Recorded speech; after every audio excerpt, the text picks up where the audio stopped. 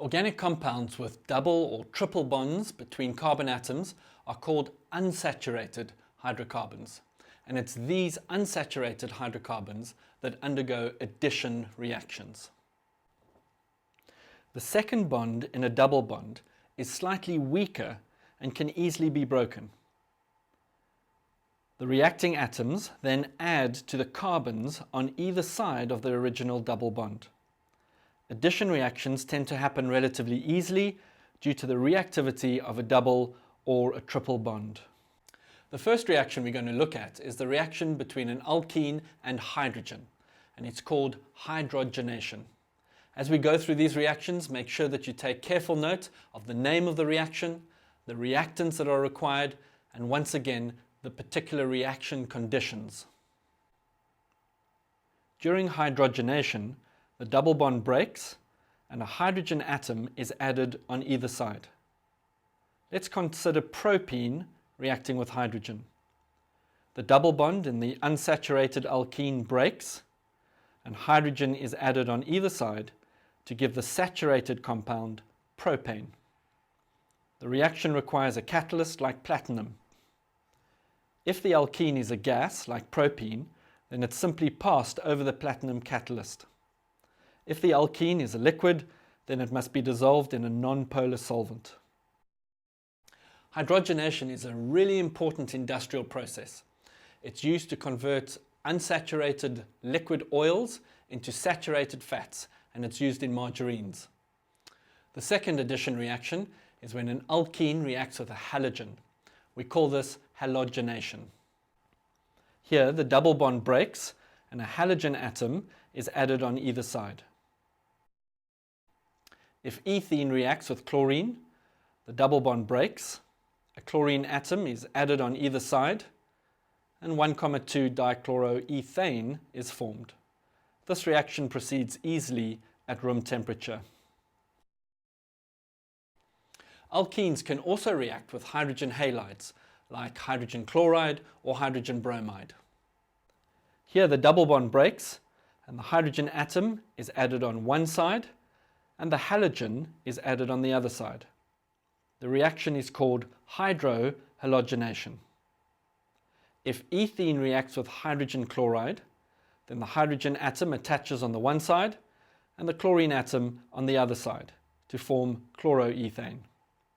The only reaction condition here is that no water must be present, or else it too can react with the alkene. An interesting problem arises when we have an unsymmetrical alkene like propene. Can you see that two possible addition isomers can arise? 1 chloropropane and 2 chloropropane. And so which one is formed? In 1869, a Russian chemist called Vladimir Markovnikov solved this problem, and he stated it in what we know today as Markovnikov's rule.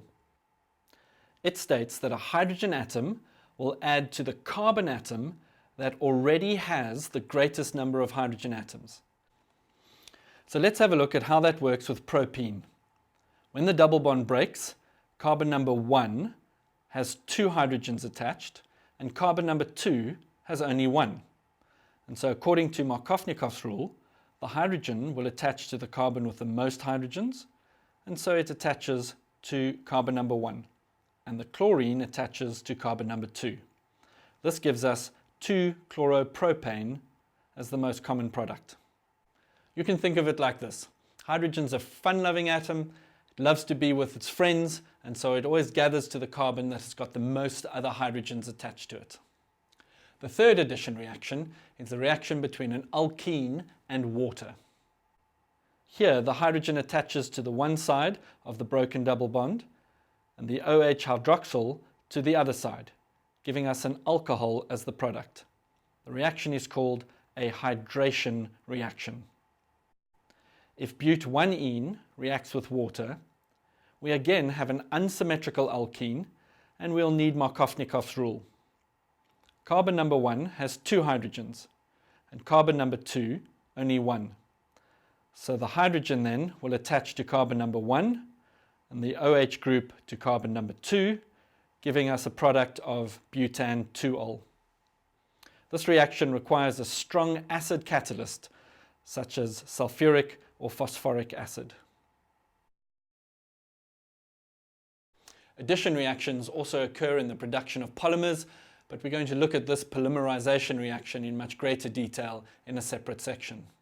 Finally, addition reactions are very useful for determining whether an unknown substance is unsaturated, in other words has double or triple bonds, or is saturated, in other words only has single bonds between the carbon atoms. The test works like this. An orange-brown solution of bromine water is added to the unknown. If the unknown substance is saturated, then no addition reaction takes place and the bromine water remains unreacted and orange-brown in color. If the unknown substance is unsaturated and contains a double or triple bond, then it will immediately react with the bromine water in a halogenation reaction. The orange-brown color of the bromine water will then disappear and a colorless solution will form.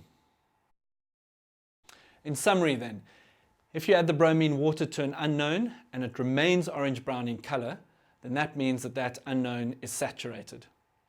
If you add it and it changes color and becomes colorless, then you know that your unknown was unsaturated. Sure, there's quite a lot of information on this section on addition reactions. Make sure that you've got a careful set of notes, and I suggest you invest some time in studying those carefully.